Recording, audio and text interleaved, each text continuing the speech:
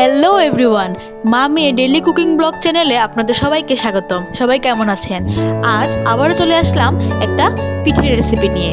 তো আজকের পিঠের রেসিপিটা হলো নারকেলের ভাজা পুলি। চলুন সরাসরি রান্নায় যাওয়া যাক। এখানে 1 কাপ পরিমাণ কুড়ানো নারকেল নেওয়া হয়েছে। এ পর্যায়ে এর মধ্যে চিনি অ্যাড করা হলো। চিনিটা যার যার পরিমাণ মতো দিয়ে নেবেন। এ পর্যায়ে একটা কড়াই বসিয়ে কড়াইটা গরম হবার পর নারকেলগুলো দিয়ে দেওয়া হলো। এবার নারকেলগুলো ভালো করে নেড়ে চেড়ে নিতে হবে। ভাজা পুলির ভিতরের যে পুরটা সেটা নারকেল দিয়ে দিলেই বেশি ভালো হয়। এই তো ভালো করে নেড়ে চেড়ে এর জলটা শুকিয়ে গেলেই এর পুরটা রেডি হয়ে যাবে। এই তো নারকেলের ভিতরের পুরটা রেডি। এবার এটা নামানোর পালা। নারকেলের ভিতরের পুরটা তো রেডি হয়ে গেল। এবার ময়দা মেখে নিতে হবে। এখানে একটা বাটিতে 1 কাপ পরিমাণ ময়দা নেওয়া হয়েছে। এবার এর মধ্যে একটু চিনি আর একটু লবণ অ্যাড করা হলো।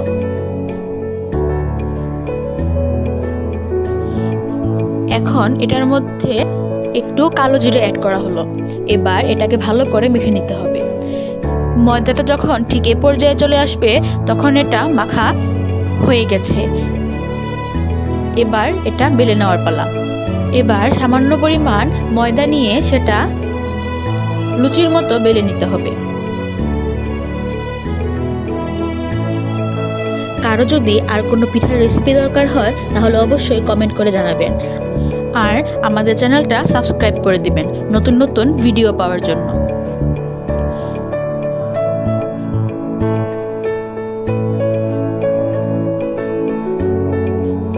লুচিটা বেলা হয়ে গেল।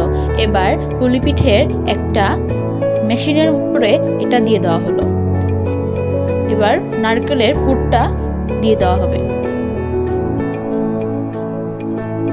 মেশিনের সাহায্যে পুলি পিঠাগুলো বানালে অনেক সহজ হয়। হাতের সাহায্যে বানানো যায়, এটা যার যার ইচ্ছে।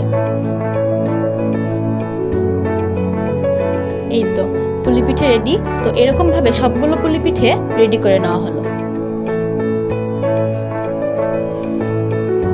এবার ভাজার পালা, ভাজায় যাওয়া যাক। গ্যাসটা মিডিয়ামে রেখে এবার একে একে কয়েকটা পুলি পিঠে দিয়ে দেওয়া হলো।